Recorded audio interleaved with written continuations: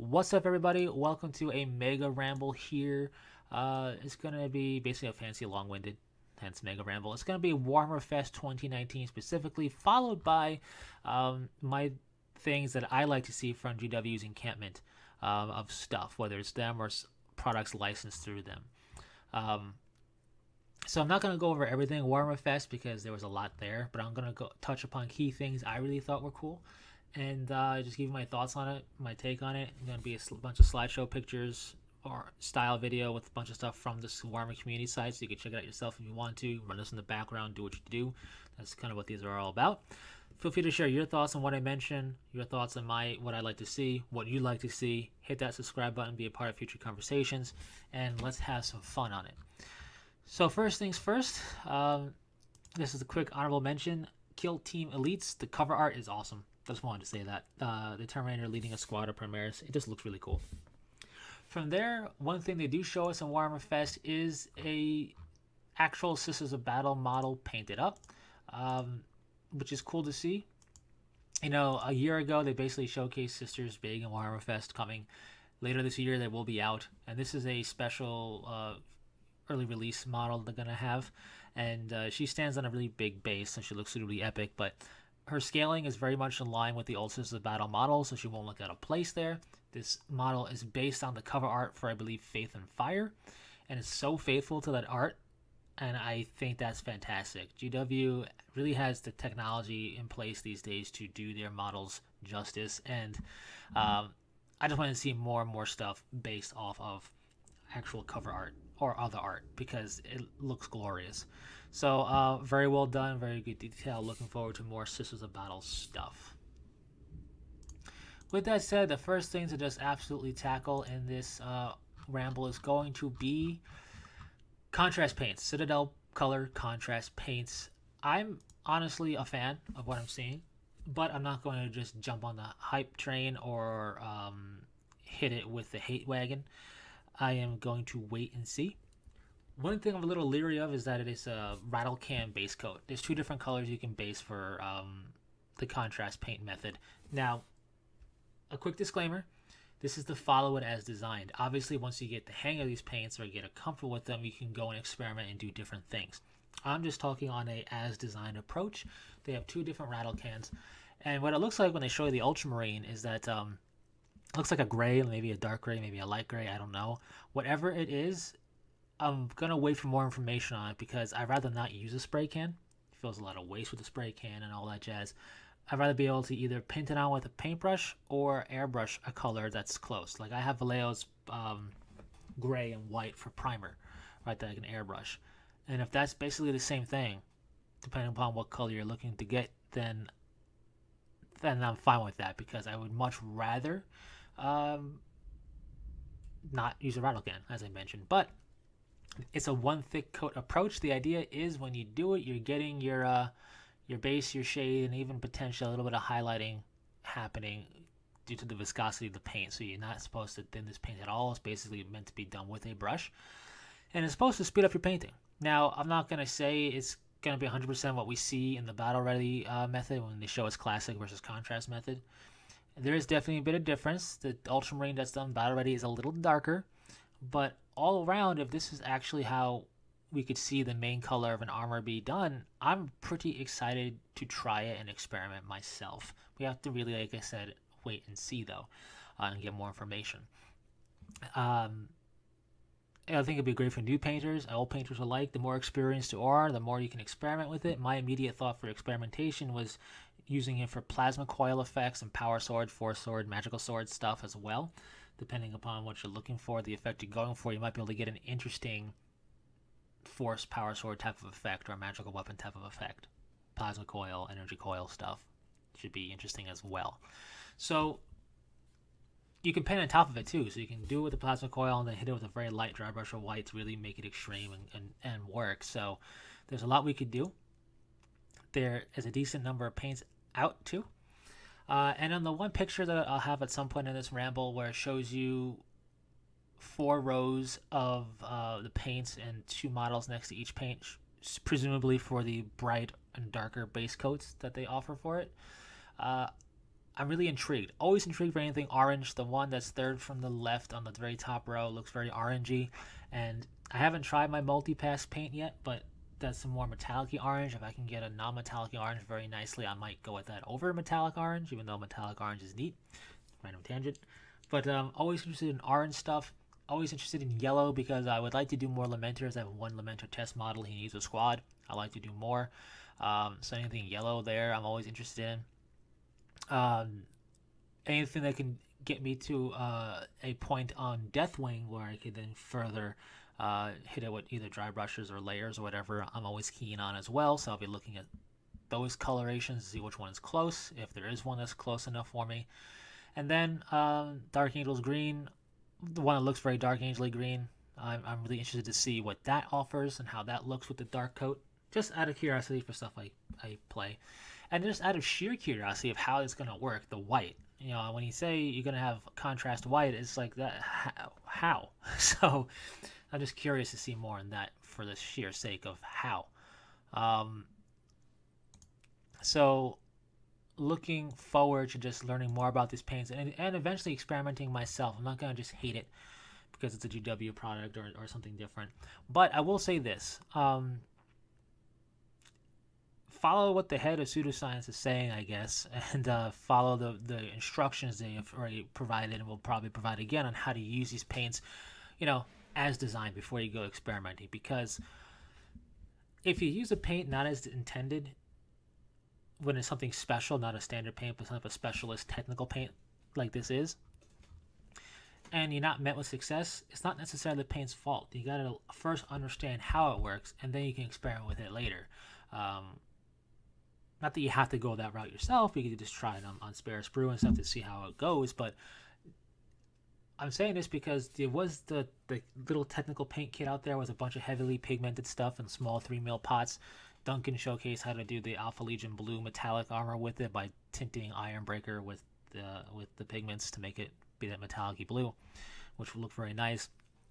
But that paint set, technical set, didn't sell for very long.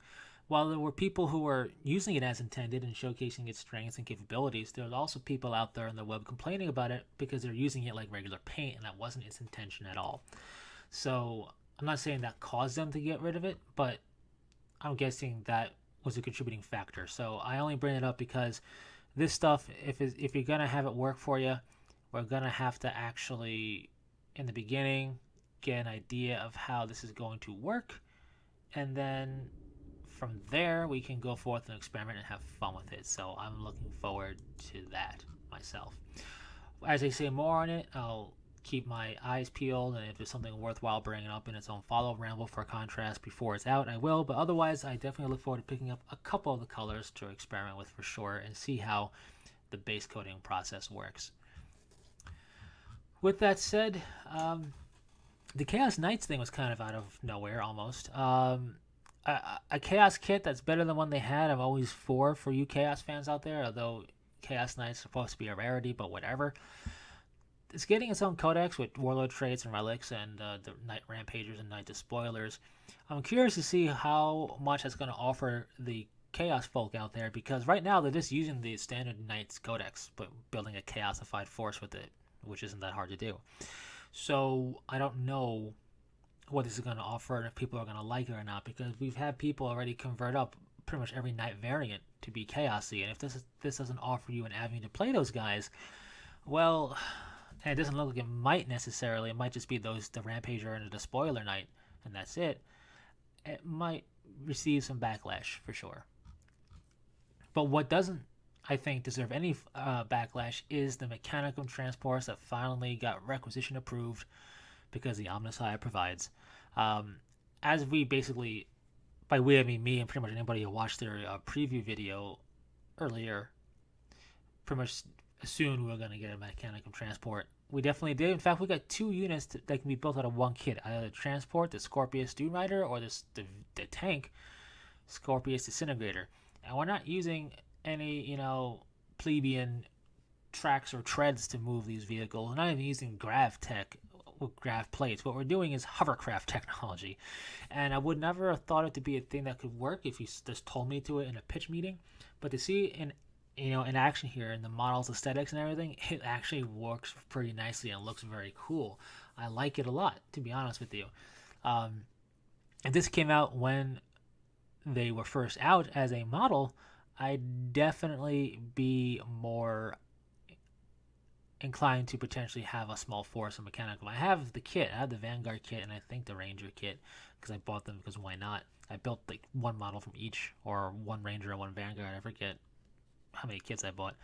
But I like to build more, paint more, but I just wasn't feeling it because it just felt really lackluster. And that was back before the mechanical was one unified bigger codex, when it was just this Skitarii with like 4 unit entries.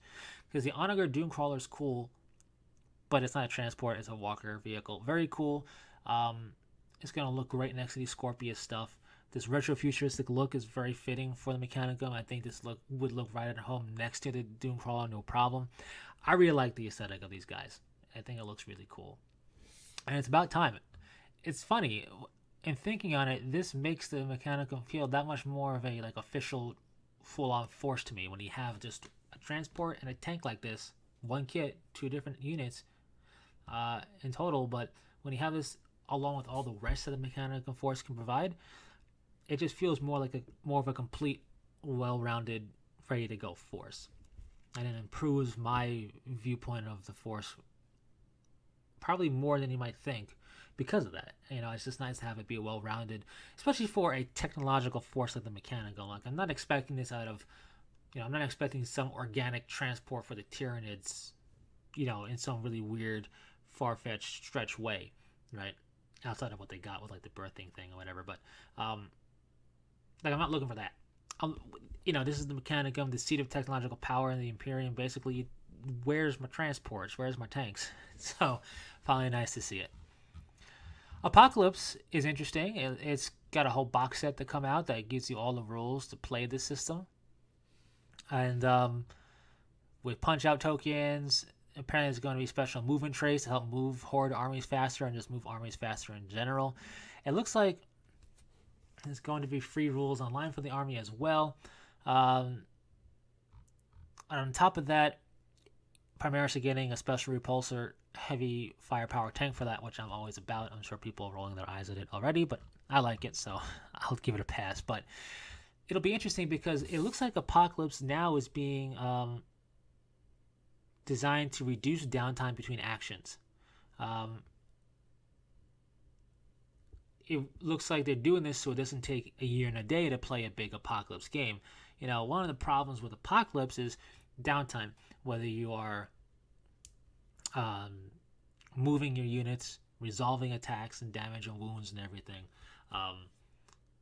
It takes time. And if you got a horde of 300 dudes for a green wall running across a battlefield, that takes time to move too. So the trays might help with that. It's interesting that damage is going to resolve at the end of the turn. I don't know what that means for shooting something and then assaulting it or how that's going to work, but we'll see. It's designed to let an Apocalypse game take an evening. I mean, it's going to take longer than a standard 40k game, that's for sure, but it's not going to be, the Risk board game level of time necessarily. So that's going to be cool and interesting. They showcase stuff we've already seen from Forge World, the White Scar Terminators, including the Black Armor Terminators, which are cool, and the Blood Angel stuff and so forth. All cool looking things, but not really going to talk too much there. I'm glossing over a bunch of stuff like Necromunda, Titanicus. Aeronautica has been announced. That's cool. The reason I like the fact that Aeronautica was announced is because more specialist games like that, I think, is only a good thing, because there's a chance that the one you want may eventually come back. Maybe BFG, or maybe they might make something close to what was around in the past. So, always nice to see. What I was pleasantly surprised about and didn't expect to be or to see it was the little Hobbit Hole kit. So Hobbit holes always look cool. Who wouldn't want to live in a Hobbit hole? It's pretty awesome.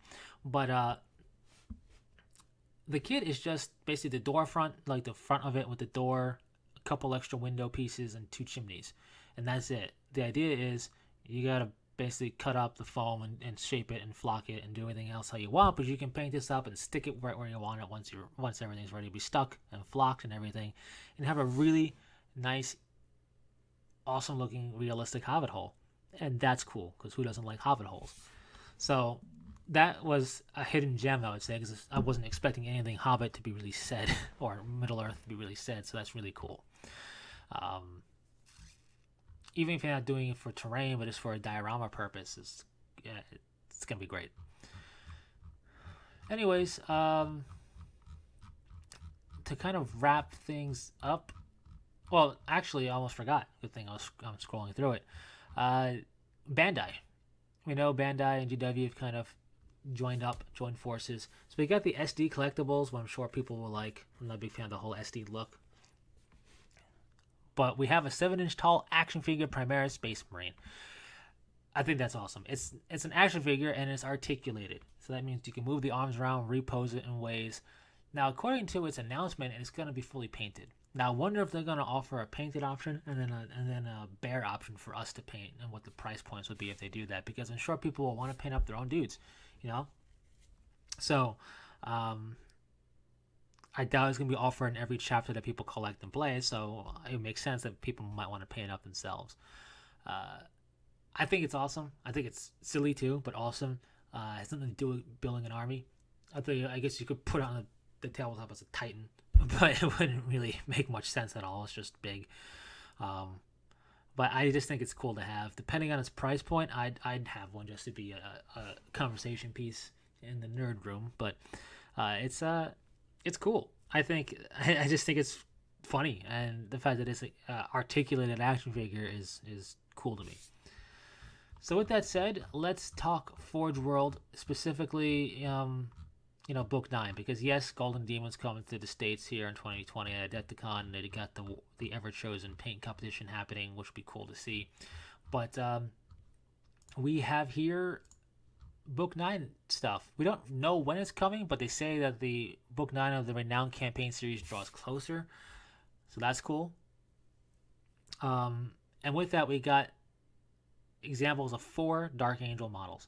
Now, it's Dark Angels because they're the only new thing to talk about in Book 9. The Night Lords will probably be in there, but they already are in a book. The Dark Angels aren't in a book yet. So it's going to be they're probably going to showcase mostly Dark Angel stuff to advertise Book 9, and I'm okay with that, being a Dark Angel fan.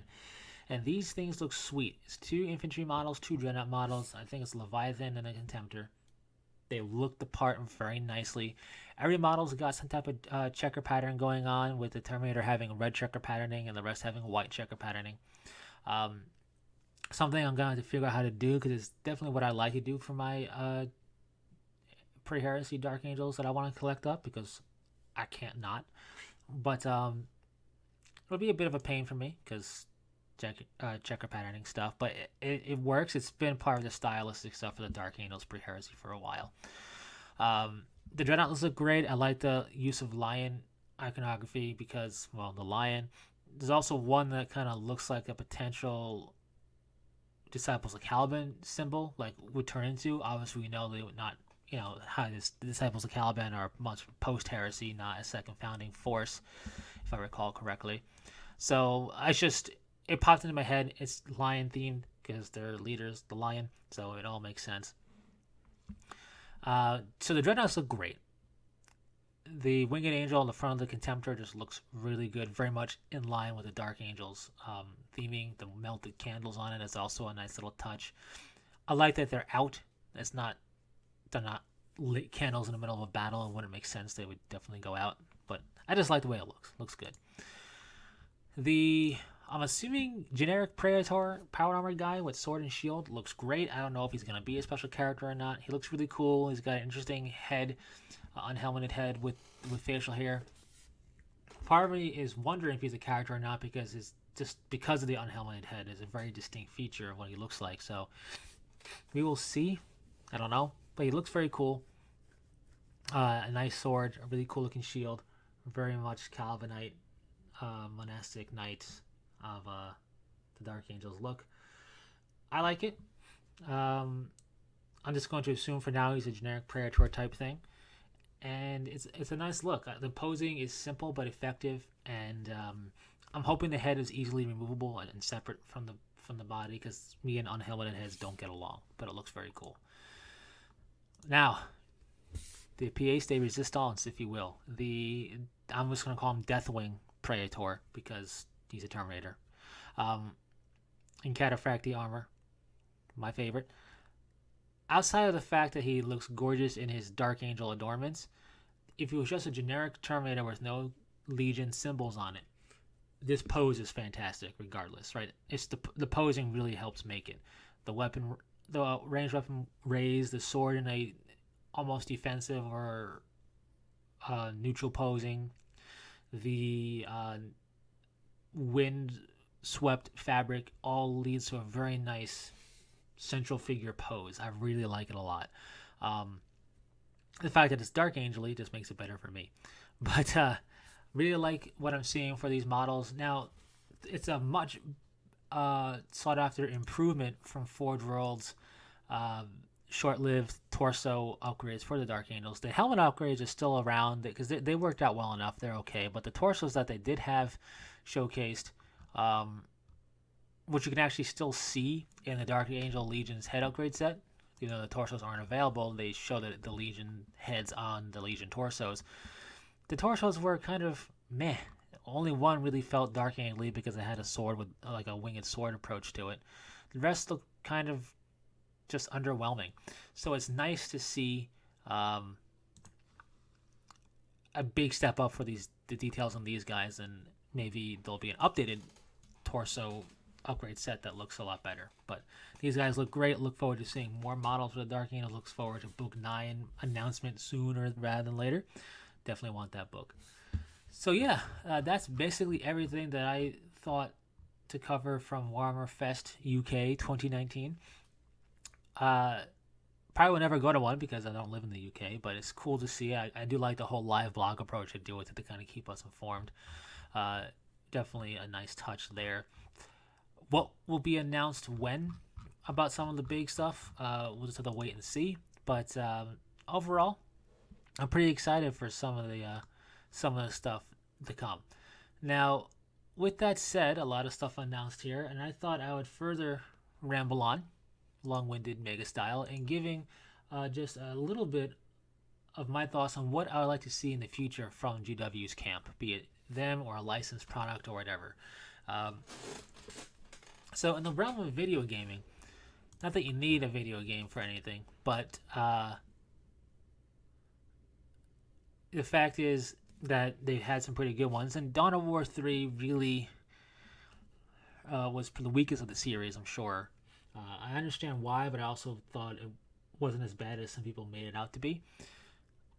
What I'd love to see, perhaps, from the Dawn of War camp, if anything is to happen, is maybe a remastered version of the Dawn of War 1 stuff, because the squads of units, they make very much like boxy squads when you have like 3 units next to each other. They don't really play nice with each other necessarily. Pathing and movement is a little old school, a little didn't age particularly well. Dawn of War 2 does a better job of that. But just a remastering of Dawn of War 1. Dawn of War 1 with upgraded graphics. Update to some of the way in which the, I guess, units and stuff can interact with each other. Just overall improvement. I think might be viewed as a cash grab, but it would definitely be fun. I'll be down for it, because Dawn of War 1 is different from Dawn of War 2. It's more of a classic strategy game. And some people really like that over Dawn of War 2, and have it updated to run better, more efficient, look better on all the modern stuff would be awesome. Failing that, or in addition to it, in a perfect world, Dawn of War 2's Last Stand mode is really popular still. You know, by that I mean you can still probably find.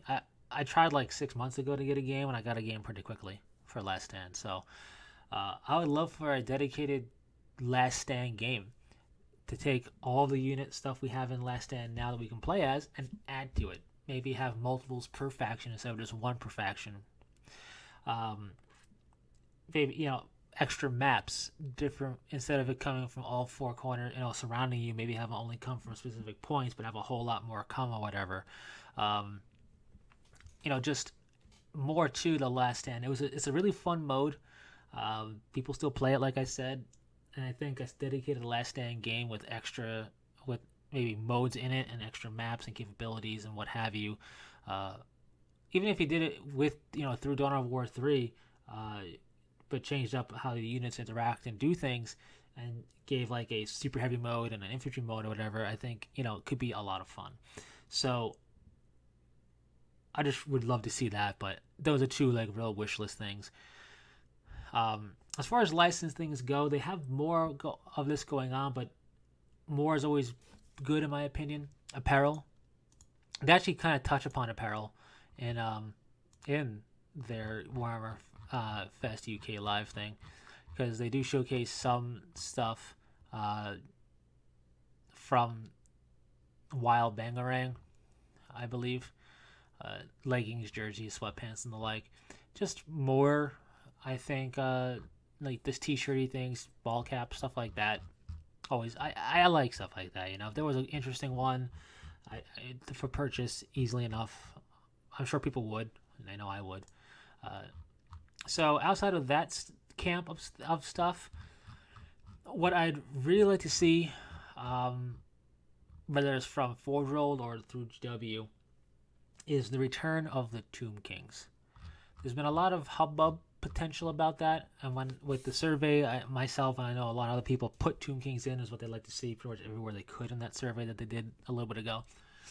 There's some fluff about undead skeletal things doing warfare with chariots in the Age of Sigmar apparently somewhere, so there is the potential for it, but I honestly don't know I'm not sure how they bring them back in this Age of Sigmar style of gameplay. But aesthetically, of course, I love them for the pseudo ancient Egyptian feel that they got, but it also made them unique and different, not just amongst Warhammer fantasy stuff, but also amongst fantasy in general. You don't really see a faction like that in fantasy gaming.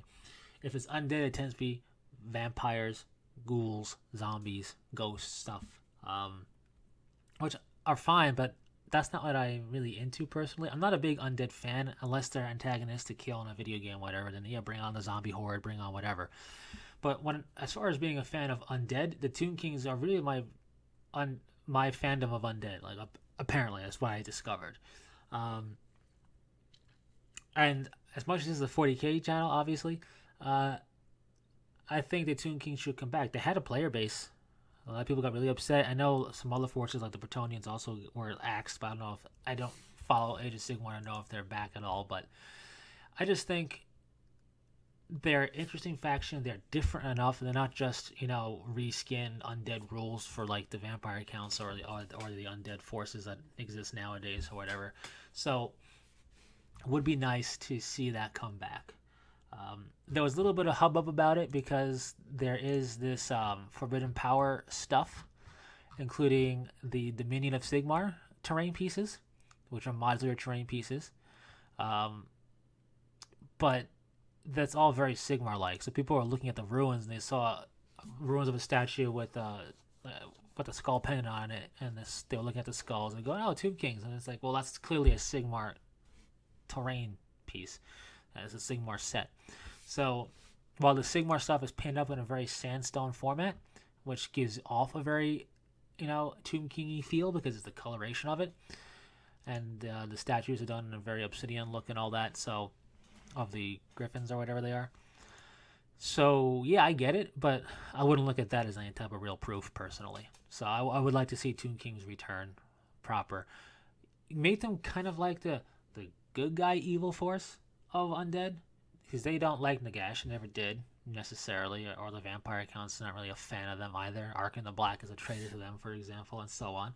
So they could be like this undead force that just hates other undead that are not them. It'd be an interesting plot point device, I guess. I don't know. We'll have to wait and see. If it never happens, I've not invested. I don't have a Tomb Kings force that can't be played or anything, so I'm not like I'm that invested in it, but it would definitely be cool. And if they came back, I'd be eager to learn Age of Sigmar a bit, maybe build a little force of them, because why not? Diversity is fun.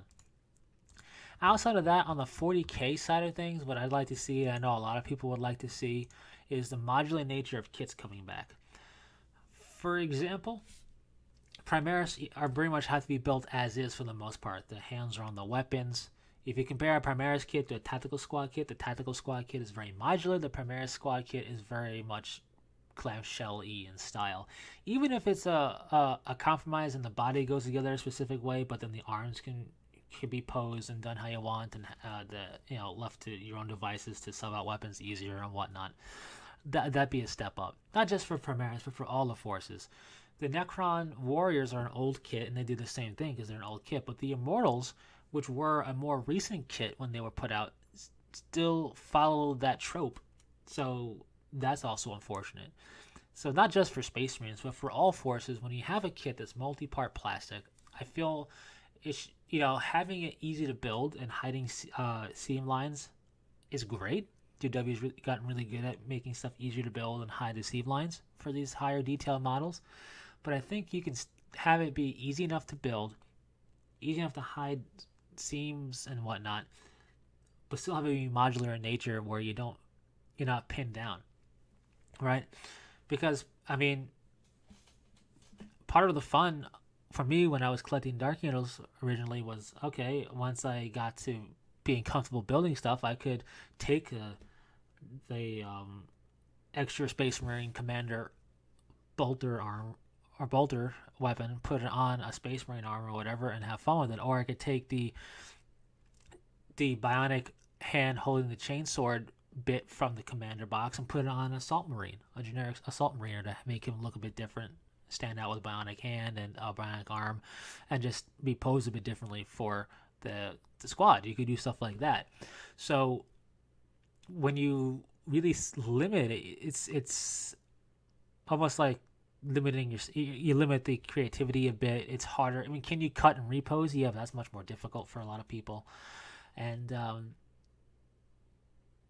I feel, yes, there's sites that you can bid order online, third party, that you have to you can bid order from, because GW doesn't do bid orders, haven't done it for a long time. But I have in the past gone out and bought the Space Marine Commander set just so I have extra bits to put on my tactical squads or Devastator squads or what have you. So if you make it where that's not the case, now obviously Primaris, aside from helmets and shoulder pads, nothing else is really compatible scale-wise. A lot of people have done complete arm swaps with Space Marines or Terminator bits, from the regular Star Case range, and it looks well enough. You're not really that off where it's awkward looking. But just looking at the Primaris range, there isn't a lot of bit swapping you can really do to any real effect because of how they go together. So I'd love to see more modular nature from any plastic kits from GW for squads.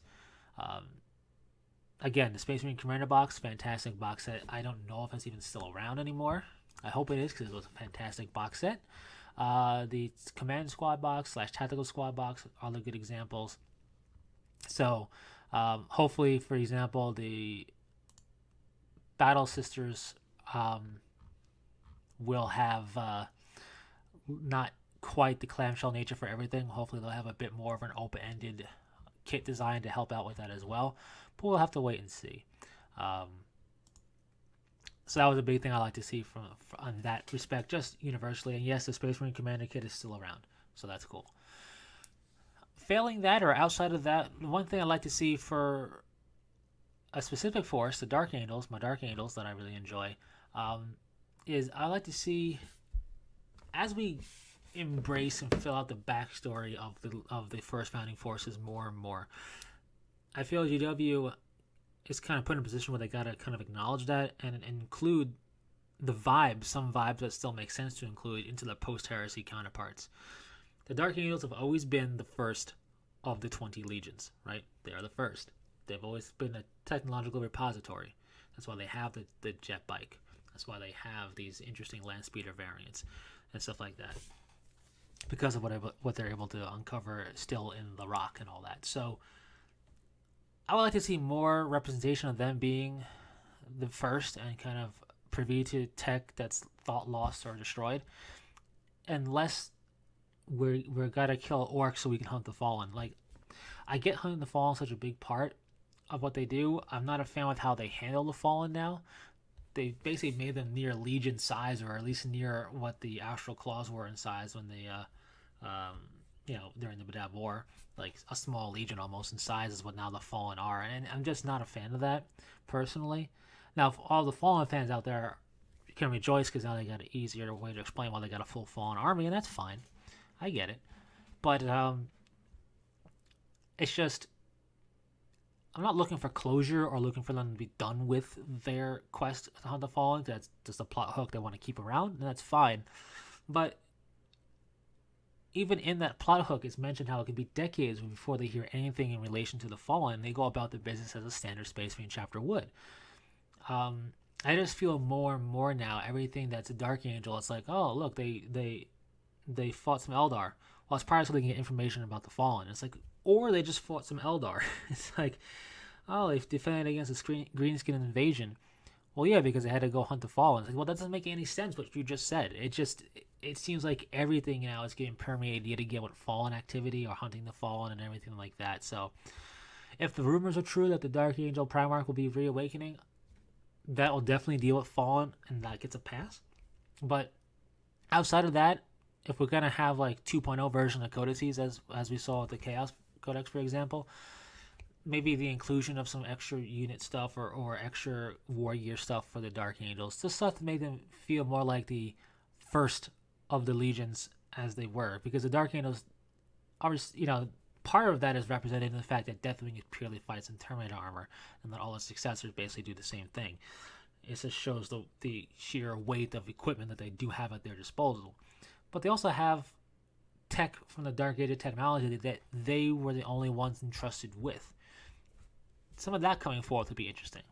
Will it? Probably not. But I would just like to see more growth for the Dark Angels and less stagnation in the sense of only hunting the Fallen, and no matter what they do, it comes back to the Fallen. Because yes, that is always on their mind, but they're not obliterating an Orc Wa because of the Fallen. They're obliterating an Orc Wa because they're filthy Xenos and need to be obliterated. If that makes any sense. Anyways, I could go on and on with stuff and nitpick stuff, but that's long enough for this Mega Ramble. So really cool stuff from Warhammer Fest 2019 in the UK. What are your thoughts on that Bandai action figure? I still think that's pretty neat. It's silly but neat. Looking forward to more Book 9 information. Looking forward to these contrast paints, to be honest with you. I really am looking forward to learning more about them and experimenting with a couple of colors. That orange could be really what I need. So it could multi-pass in Turbo Dark, but that's metallic orange, so we'll have to see. Compare and contrast. Anyways, share your thoughts on everything I said or just other stuff in general, and what are some things you'd like to see at OGW's camp, be it licensed or otherwise. And thanks for sticking through this. I know it was a long one, and until next time, take it easy.